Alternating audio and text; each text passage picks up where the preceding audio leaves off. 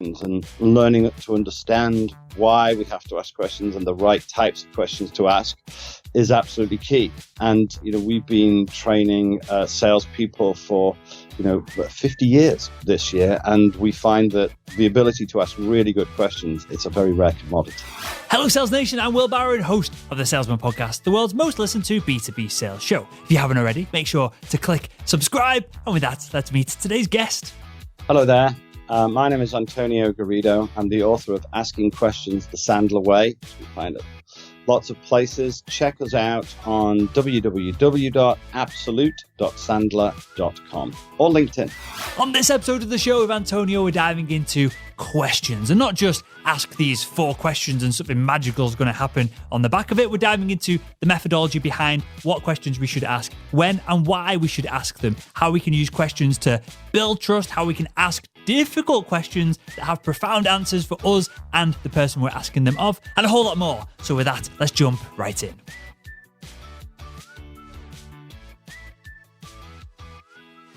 To tee things up and to add, I guess, a bit of suspense to the conversation, in the grand scheme of things, out of everything that a B2B sales professional learns throughout their careers, how important is the ability to ask great questions? Well, it's the single most important thing. And the problem is, or the challenge that we have is, we're really not good at it. We're good at asking very superficial, how are you? Would you like a coffee? Did you find your way here? Okay, type of questions. But they're not on any way, well, other than maybe slightly bonding and rapport, but tiny bit, that they have no real value or real use. So learning to ask questions and learning to understand why we have to ask questions and the right types of questions to ask is absolutely key. And, we've been training salespeople for, 50 years this year, and we find that the ability to ask really good questions is it's a very rare commodity. So how do we then, before we get into the types of questions we should be asking and that side of things, how do we know if we are incredible at asking questions or if we suck at it? Let's work on the assumption that I'm not going to say we suck at it, but everybody needs help. Okay, so we all need to improve our question asking ability. I think the first thing we need to do before you can fix anything is recognize what the problem is, right? So if we think about there are a few things going on, and once we recognize what's going on, once we first get that aha moment, which hopefully we're going to share with you chaps today, once we recognize what's going on, we can then start to come around to, what that solution might look like. So I'm going to assume that we're all pretty good. The problem is when we have this conversation with people is that everybody thinks they're a good driver, right? Yeah. But not everybody is a good driver. We can't all be terrific drivers. So recognize the problem, and hopefully during the course of this interview, when we discuss it in more detail, listeners and viewers will recognize that there is a problem, and then we'll get to figuring out what the solution looks like. But let's work on the basic assumption that we all need help. How's that? Perfect. Okay, so with that said, is the ability to ask great questions, does that come down to memorizing 15 questions that are on some YouTube video like this, and then we're incredible at it? Or is there a methodology? Is there a framework? Is there a structure to becoming skilled at asking great questions? Yes and yes. So let me start by asking you a question. Of course, I have to do that, don't I? Right? I'm the worst person to interview because I'll never ask a straightforward question. But and people that are listening, right, and watching now, think about this. So let's imagine that you're with a prospect. It doesn't matter what you sell, what industry, what market, what vertical, not interested, right? What culture, what country. So when you're talking to a prospect, when you're with a prospect, consider this. What percentage of the time do you think that you're hearing the truth, the whole truth, and nothing but the truth? So what percentage of the time when you're with a prospect are you hearing the truth, the whole truth, and nothing but the truth? So what do you think, Will? Give me a guess. I would like to think it was relatively high, but I'm assuming it's kind of 20-30% that they're not trying to bullshit you. So there were people that's listening that some people will have said, oh, I don't know, very optimistic individuals, no doubt, 80% perhaps. And then there'll be some other people like you going, oh, yeah, I'd like to think it was 100. It's probably more like 20. And there'll be some other people screaming at their device saying never, right? So it's somewhere between never and not 100, right? So let's agree that. Well, that's a problem. That's our first problem. So I'm going to give you a new definition for every sales professional out there in terms of what their job is. So there'll be some individuals that think, well, my job is to sell photocopiers, and there'll be some people that think my job is to sell pharmaceuticals and so on and so forth, right? And I'm going to say that your primary objective is to get to the truth. That's your number one job. Well, if they're not prepared, not willing, not able to tell you 100% of the truth 100% of the time, then our job is to get to the truth, because prospects and clients will tell us a version of the truth, their version of the truth that they believe it's in their best interest to have us believe. Does that make sense? Makes total sense. So what happens is sales guys, sales professionals, so when I say guys, I mean ladies, chaps, okay, go out into the world and they interact with prospects and clients, and they have, really good conversations built on trust and all of that good stuff. So I'm coming at this from a good place. But the fact of the matter is that sales individuals and their prospects and clients were not always on the same page. And typically, as the sales professional, I'm a nice guy. You a nice guy? Well, think you are, right? Most people listening to this are nice guy. You only have nice audience, right? So we're a fairly trusting bunch. And so we go out and meet with a prospect. They tell us a version of the truth, and let's be generous and say 75% of the truth. And then we take that information and we go and do something with it. We'll prepare a quotation. We'll give them some unpaid consultancy, as we talked about at Sandler, right? So we'll base our responses on the information that they give us, but it's not all of the truth. And so I'm going to argue that your value as a sales professional is reliant on discovering, let's be generous and say he's giving you 75% of the truth. It's discovering that other 25, because the bit that they don't necessarily want you to know is where the magic lies. Does that make sense? That makes sense. Let me jump in here for a second, because is the goal of all this then to assume that they are not being truthful with us, and perhaps they're doing this consciously because they want leverage for negotiations or whatever else down the line? But is the goal either to assume that this is happening and so go around the lies and uncover the information whichever way we can, or is the goal to help them tell us the truth and not lie, if that makes sense? It's to help them discover the truth, right? And so we have kind of a mantra. There's a few mantras that we have, and these are more revealed in the book, and I'll tell you a couple just so you kind of get the wavelength of it, or kind of get the sense of it. So if we go into every sales negotiation, I don't want us to all become skeptics, right? And so cynical. I don't want that to be the case. But so let's our watchwords be, let's be curious, be skeptical, and not be attached to the outcome, right? So be curious means ask lots of questions. Be skeptical means question answers, right? And then be not attached to the outcome, because it's our connection or enthusiasm to get the deal that actually crashes our equal business stature. When we become too attached to the outcome, we lose our business stature, we lose our objectivity, and then we stop asking questions and we start answering questions. And that answering questions doesn't get us any further down the line towards the truth. So I want people to, I'm not at all trying to trap anybody and get them to, I don't want the angle poised lamp. I don't want it to be an interrogation and say, you tell me the truth, right? Or we won't let the children out the trunk of the cart, right? So I don't want it to be in the least bit aggressive. I want it to be very conversational. But the fact of the matter is we have to go in with open eyes and recognize that what they're telling us isn't necessarily the case. It's a version of the truth. And it's our job to help them discover the truth. So rule number one is be curious. Lots of questions. Be skeptical. Question answers. And don't be attached to the outcome. And rule number two is last point, and then we'll get on to maybe some specific questions or why this is the case, depending on where you want to take the interview. So they never believe what you tell them. They rarely believe what you show them. They'll often believe what somebody else tells them, but they always believe what they tell themselves. So what does that mean? That means stop trying to sell people things. Stop trying to tell them stuff. Feature, function, benefit doesn't work because it's your data, not theirs. But they always believe what they tell themselves. So it's your job to help them come to discover that you're the right solution. And it's a bit like, Will, have you ever been to a specialist? You go to the doctor and the doctor says, oh, that's a nasty rash. Not quite sure how to deal with that, right? And then sends you to the specialist, right?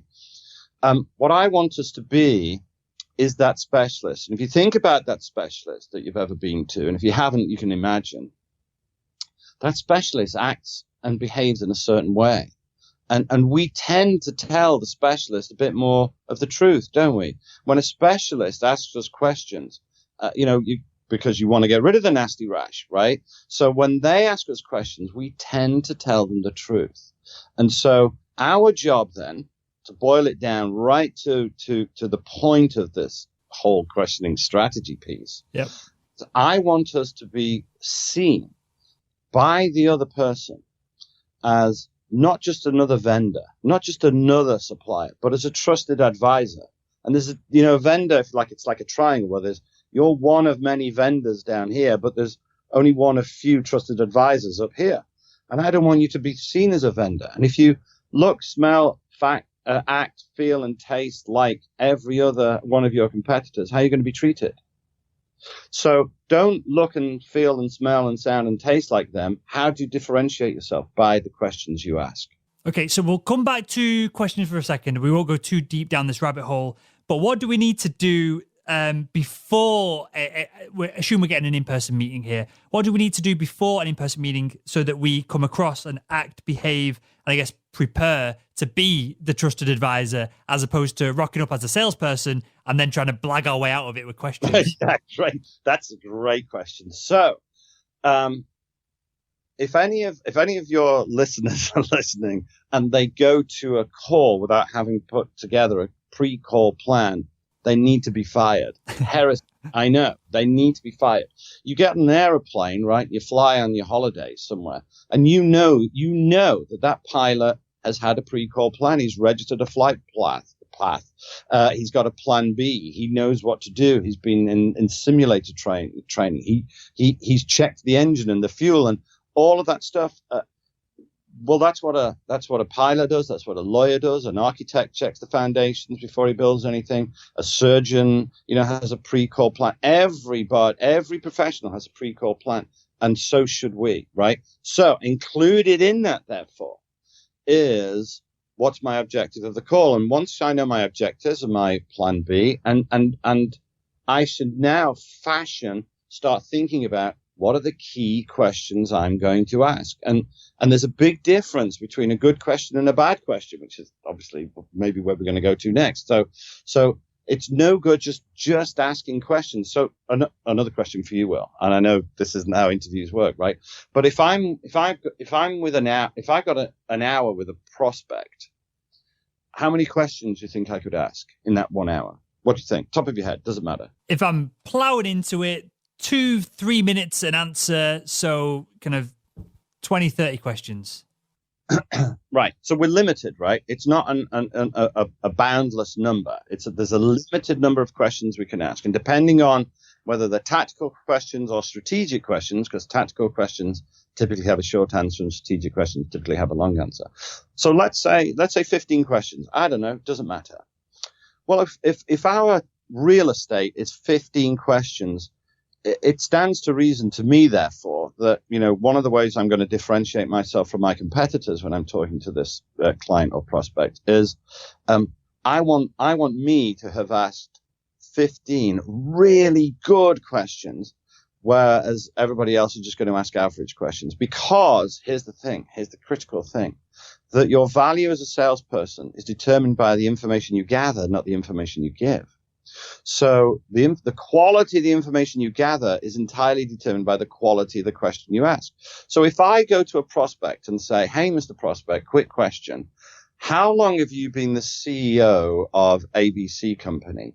Intuitively, we think, well, that's a good question. That's actually a terrible question. Because if I've only got 12 or 15 questions to ask, any question when I can get the answer on LinkedIn, Google search, a website, literature, is a waste of time.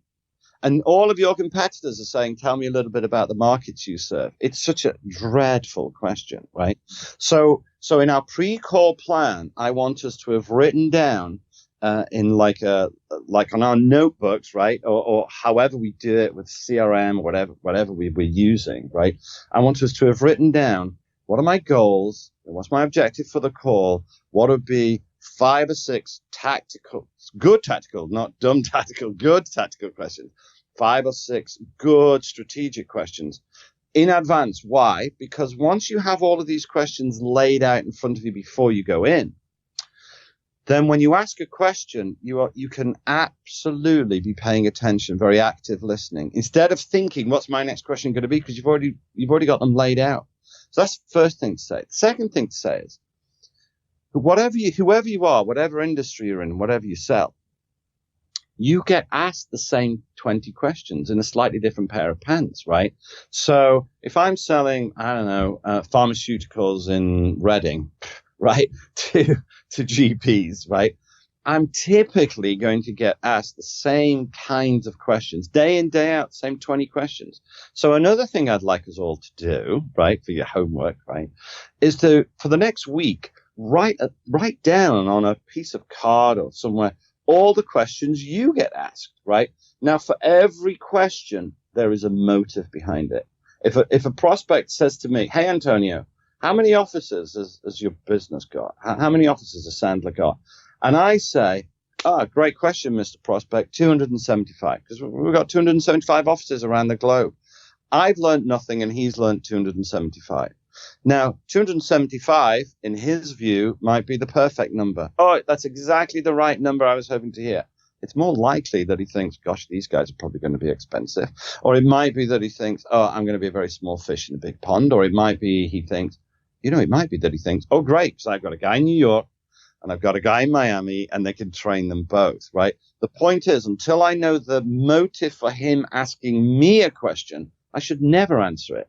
So when we get asked a question, one of the things I want us to do is write down the 20 questions that we get asked and then try and figure out with a reversing question, which is something like, hey, great question, Will. Of all the questions you could ask me right now, why is that one important?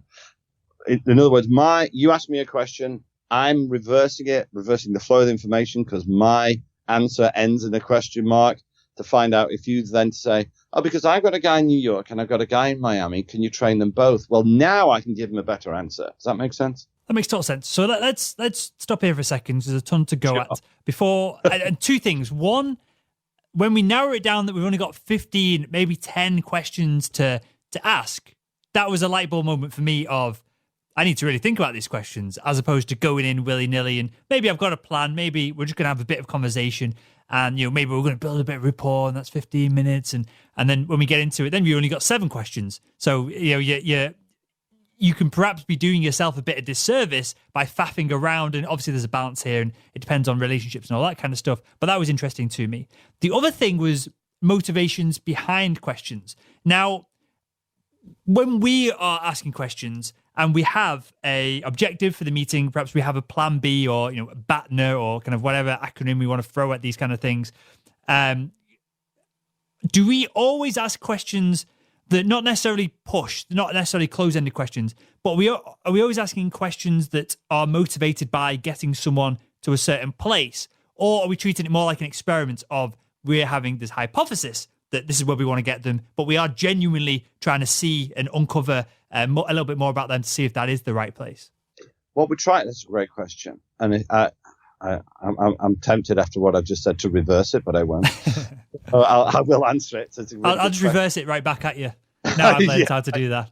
Yeah, right. So the objective is to see the world through their eyes, is to understand the world through their eyes. Now, that may mean that we're not the right solution for them. That's why we have to be not attached to the outcome, right? So, and that's okay, because we're not for everybody. And if we go around trying to force fit ourselves into everybody's life, then we're going to fail, because we're going to be a jazz hands, pushy bullshit sales guys. And that's the last thing I want us to be. So the objective is to see the world through their eyes, for them to tell you really what's going on. So then you're trying to solve real problems, not phantom issues, not half truths. And so our objective is to get to the truth, as we've mentioned, to see the world through their eyes, and to be a trusted advisor, which means that sometimes right now we might not be the right solution. That's just a fact of life. And if we go around, because nobody likes a sales guy, right? And everybody knows it's okay to lie to a sales guy and still get to heaven, right? And even you, and I'm gonna guess that you're a nice guy, Will, right? So when most of the time. Yeah, but imagine you're going to go and buy a car. The second you step into the garage or the dealership, the second you step in, you've taken 2 steps. What happens? Get hounded, right? Right. And do you go, oh, thank God you're here. Here's my budget. Here's exactly who I'm talking to. Do you tell the truth? No, you tell your version of the truth. So all I want them to do is to see the world through your eyes, understand exactly what your issues are, and then figure out whether or not you might be a good fit. And maybe sometimes you're not. Okay, so let's get real practical with this, with some specific kind of scenarios and questions. What do we do, or what questions do we ask, or how do we even perhaps ask them or frame up the conversation if perhaps we've dealt with someone low down the food chain, we know that we can solve the problem or product service is a good fit for them, and we get pushed up to the boss, the end decision maker, whatever we want to call them, and they are not giving us, maybe they're holding back because they want to negotiate on things, or they're holding back because they see us as a salesperson. There's not perhaps that trust there. What can we do, or what questions can we ask to kind of level the playing field and align and frame ourselves up as, I'm literally here to help you?